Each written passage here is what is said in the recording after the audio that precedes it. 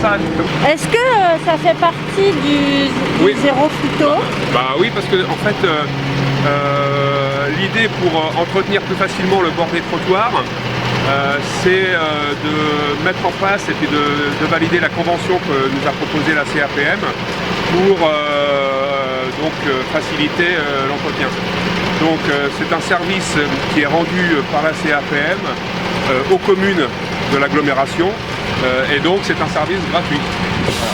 Ah, d'accord. Voilà, c'est pour ça que... Et donc monsieur en fait, eh bien, en même temps va faire Saint-Fiac, Villemareuil.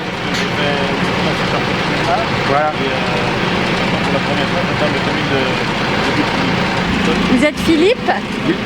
C'est vous qui entretenez tous les espaces verts, le cimetière et tout ça? Sans phyto, c'est pas facile. C'est vraiment à plein temps. Ça prend plus de temps que Ça prend évidemment. beaucoup plus de temps, effectivement.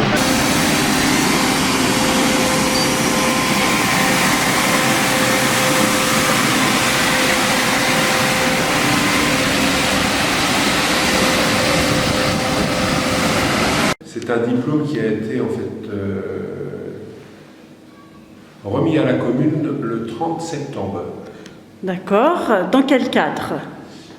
Alors donc c'était, nous avons été, on va dire, conviés par le président du département, qui donc tous les ans remet des diplômes aux communes qui s'engagent pour protéger l'eau, d'où le nom de zéro phyto. Donc D'accord. le zéro phyto, c'est quoi? Oui, ça veut dire quoi? Ça veut dire quoi? Le zéro phyto, c'est une démarche qui est donc lancée par les communes qui souhaitent protéger l'eau dans la commune en entretenant la commune différemment, c'est-à-dire sans utiliser de pesticides. D'accord. Et donc Boutigny entretient déjà sa commune sans pesticides? Oui, depuis plusieurs années. Donc c'est pas le nouveau conseil, mais c'est l'ancienne équipe qui a lancé le procédé. On a commencé par le cimetière. Donc on a équipé le cimetière pour éviter la repousse et ne pas utiliser en fait les produits phyto pour désherber. Alors comment ça se fait ça? Donc c'est en fait c'est une législation qui a été réalisée, enfin législation, je ne me rappelle plus quand est-ce que c'est sorti. En fait, c'est une obligation qui nous a été donnée de ne pas utiliser de produits phyto, sauf si en fait on a un droit, enfin pas un droit mais un certificat Donc c'est les professionnels qui sont agréés qui peuvent utiliser certains produits phytosanitaires. Donc nous en fait on n'a pas la compétence à la mairie et plutôt que de faire venir des personnes qui ont la compétence ou des entreprises qui ont la compétence, on a décidé au niveau du conseil municipal de travailler en fait le désherbage différemment. Donc on a mis un tissu sur les allées du cimetière pour éviter en fait la repousse de certaines herbes. Ça ne nous facilite pas le travail. Pourquoi? Parce que malgré tout, ça repousse quand même sur certains endroits qui ne sont pas équipés de ce tissu protecteur. Et c'est vrai que malgré tout, les espaces publics peuvent paraître de temps en temps moins bien on va dire entretenus qu'auparavant. Pourquoi? Parce qu'il y a quelques herbes qui passent. Parce qu'il y a quelques herbes qui en fait poussent et que on traite moins vite, puisqu'on ne traite pas avec du phytosanitaire, mais on traite à la main. Donc voilà, ça complique un petit peu l'entretien. Donc qui est-ce qui s'occupe de désherber?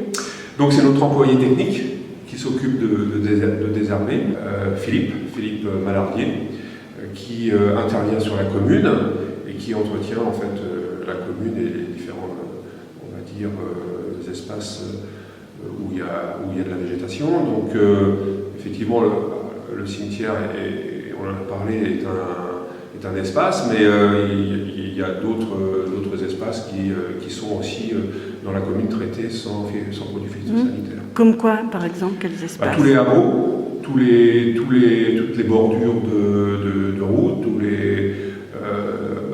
tous les espaces pavés ou tous les espaces bétonnés, comme on peut voir par exemple en face de l'entrée de l'église, il y a des pavés. Donc ça va être traité à la binette. Voilà. Et non plus avec du produit phytosanitaire. Jusqu'à présent, ça l'était? Ça fait 2-3 ans en fait que c'est traité comme ça, depuis qu'on s'est engagé à ne pas utiliser de produits phytosanitaires. D'accord. Et donc, qu'est-ce que ça a comme conséquence? Est-ce que l'employé doit passer plus de temps, forcément, enfin on imagine, ou pas? Ou est-ce que c'est Alors, l'employé, Philippe Malardier, passe plus de temps parce qu'on va dire il intervient donc plus de façon manuelle. On a la possibilité de réfléchir à une mécanisation pour lui faciliter le travail. C'est quoi une mécanisation?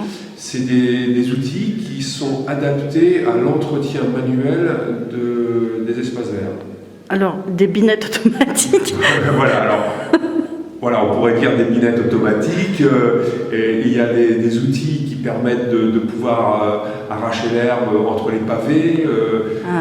Et l'avantage d'avoir eu le trophée phyto, c'est qu'on peut en fait être accompagné par le département sur cet investissement.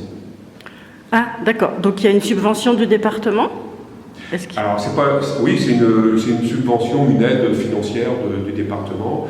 Et le département nous apporte aussi sa réflexion au niveau des outils que l'on peut en fait acquérir. Et puis en fait nous donne aussi des noms de sociétés qui ont l'habitude de travailler avec les collectivités afin d'avoir des prix plus intéressants. D'accord.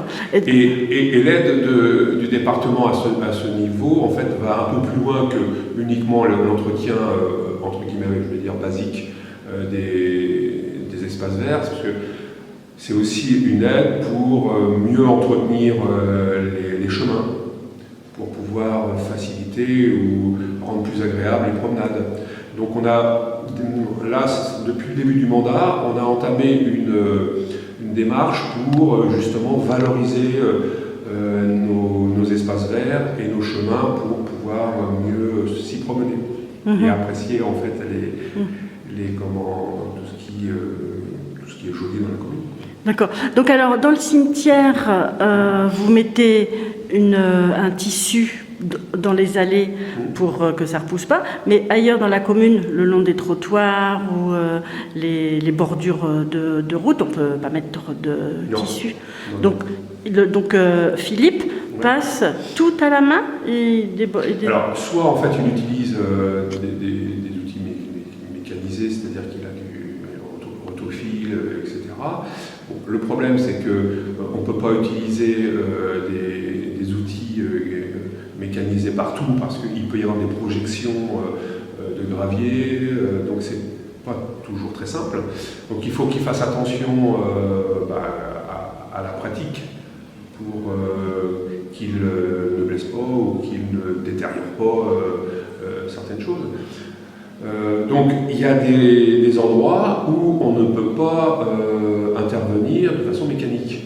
Donc là, effectivement, le moyen, c'est la binette.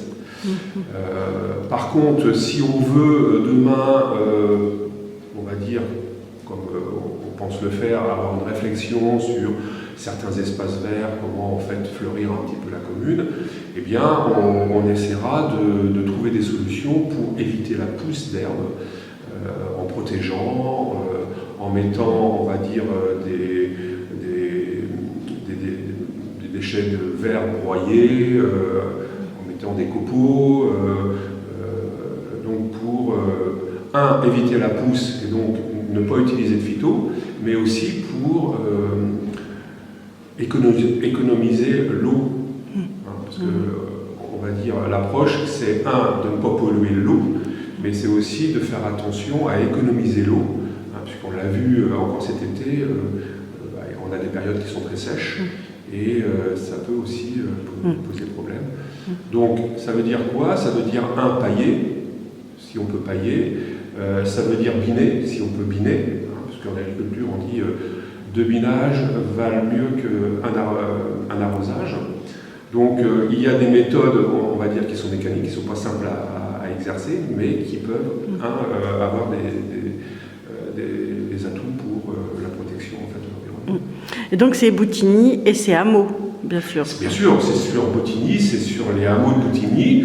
Alors c'est vrai que peut-être qu'on peut, on va dire, trouver que de temps en temps, c'est pas bien entretenu, c'est qu'on prend plus de temps, donc c'est vrai qu'on tourne moins souvent dans les hameaux parce que, comme c'est mécanisé, enfin, c'est fait manuellement, donc du coup, c'est vrai que ça prend un peu plus de temps. D'accord. Est-ce qu'on peut chiffrer ça? Est-ce que ça a un coût de passer des produits phytosanitaires au zéro phyto?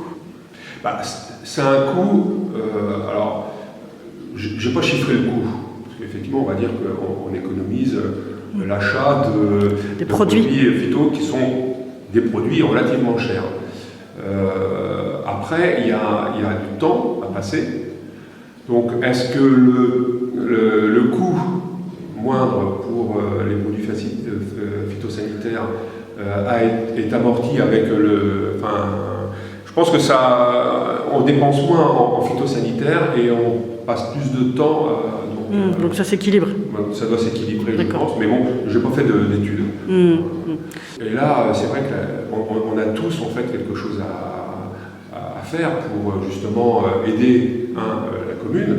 Chacun peut l'entretenir un petit peu devant chez soi, ne pas attendre que Philippe Malardier passe pour biner ou débroussailler. Chacun, en fait, doit, on va dire, entretenir à côté de son portail, enlever quelques herbes, etc. Mais si possible, sans produits phytosanitaires. Alors, justement, parce qu'il faut savoir que le problème de l'eau, c'était quand même un problème important dans la commune, parce que on sait que, on l'a vu encore cet été, on a des capacités d'eau sur notre syndicat qui nous approvisionne en eau, qui ne sont pas, on va dire, très excellentes. Et donc il est dans notre responsabilité de faire attention à notre consommation d'eau. Donc moins arroser et pas polluer l'eau. C'est pour cela que je me suis investi, moi, dès le début du mandat, sur le syndicat qui gère l'eau sur Privilliers. C'est le SMAAEP. C'est un syndicat, avant c'était le CIVOM de Boutigny, mais aujourd'hui, en fait, le CIVOM de Boutigny, en fait, s'est rapproché du syndicat de Crécy-la-Chapelle. Et donc ce syndicat qui regroupe une petite vingtaine de communes approvisionne et assainit, on va dire, l'eau de Boutigny. Pour avoir, on va dire, plus de présence, je me suis investi, donc j'étais nommé premier vice-président du SMAEP, ce qui va nous permettre de travailler pour l'ensemble des communes, bien sûr, mais aussi avoir une proximité pour la commune de Boutigny. Et il faut savoir que depuis qu'on a intégré l'agglomération de Meaux, il y a des petites choses qui ont changé. Donc, il y a notre arrivée sur le syndicat qui assainit et qui approvisionne en eau, donc le SMAEP, et pour les eaux pluviales, la commune est maintenant dépend de l'agglomération du pays de Meaux. Et c'est important parce que toute demande, par exemple, de construction, ces demandes doivent être faites donc, sur les différents organismes qui gèrent les eaux. Donc une personne qui veut construire doit faire une demande au SMAEP, mais doit faire une demande pour les eaux pluviales à Meaux. Et j'ai participé donc à une réunion la semaine dernière, et effectivement, un des coûts importants de traitement de l'eau, c'est justement la dépollution de l'eau. Il faut savoir que l'eau en fait consommée, c'est souvent des eaux qui sont des eaux pluviales, donc il y a des écoulements d'eau. dans les rues, dans les chemins. Donc s'il y a des pesticides dans les chemins, l'eau emmène des pesticides. S'il y a beaucoup de circulation dans les rues, l'eau emmène, on va dire, la pollution de gaz liée en fait au carburant. Donc tout ça se retrouve dans les centrales qui traitent l'eau, et c'est vrai que ça a un surcoût. Mais il y a un problème aussi avec l'agriculture, puisqu'ils n'utilisent pas zéro phyto. Alors l'agriculture, effectivement, c'est un secteur d'activité qui utilise des produits phytosanitaires.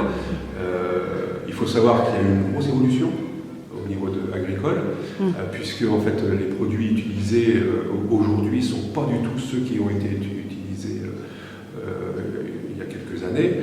Et d'ailleurs, on le voit bien, puisqu'on a parlé beaucoup en fait, des problèmes liés à la betterave.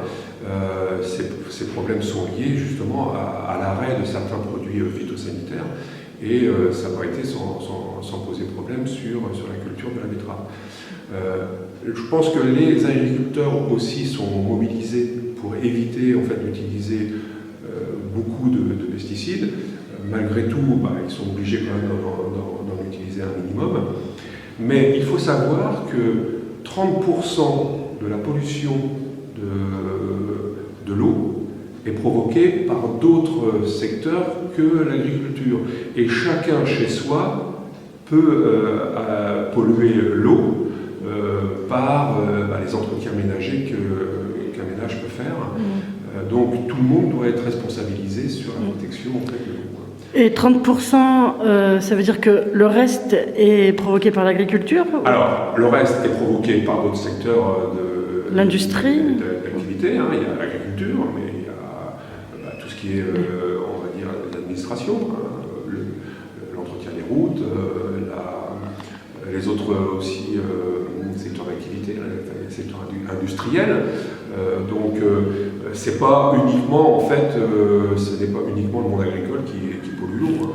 Il faut que tout le monde fasse sa propre autocritique et que tout le monde revoie en fait sa façon de travailler ou sa façon d'entretenir pour ne pas pouvoir polluer le moins possible. Il faut savoir qu'une cuillère de pesticides peut polluer jusqu'à des dizaines de mètres d'eau et de mètres cubes d'eau. Donc une goutte de pesticides dans l'eau provoque, je dirais, des surcoûts de traitement qui sont importants. Et elle est de combien l'aide du département? Elle est chiffrée? Non, elle est chiffrée à partir du moment où on fait une demande liée en fait à un investissement. D'accord. Donc ça veut dire que tant qu'on ne fait pas de demande d'investissement, on n'a pas d'aide. Ok. Voilà. Donc ça sera pour acheter peut-être des machines mécaniques. Voilà, donc là il faut qu'on... Alors c'est tout nouveau. Alors, on a engagé en fait cette démarche sous l'ancien mandat. Donc c'était M. Delamotte qui était maire et qui a lancé en fait le programme. Lorsqu'on a entre autres revu aussi le cimetière, parce qu'on a ouvert la deuxième partie du cimetière, donc tout ça fait partie d'une réflexion. Moi, en fait, j'ai voulu, on va dire, valoriser cette démarche. C'est pour ça que j'ai fait en fait la demande de trophée, parce que je voulais communiquer avec la population sur ce travail qui est fait par la mairie. Et je voulais aussi dire que c'est vrai que ce n'est pas sans conséquence sur le travail de Philippe Mallarbier. Et donc, je pense que ça ne lui facilite pas, on va dire, son travail. Donc, je pense que c'est une démarche qui doit être valorisée et qui doit aussi, demain, être développée sur différentes pratiques et je dirais, l'entretien de l'espace vert et puis des chemins de la commune de Boutigny.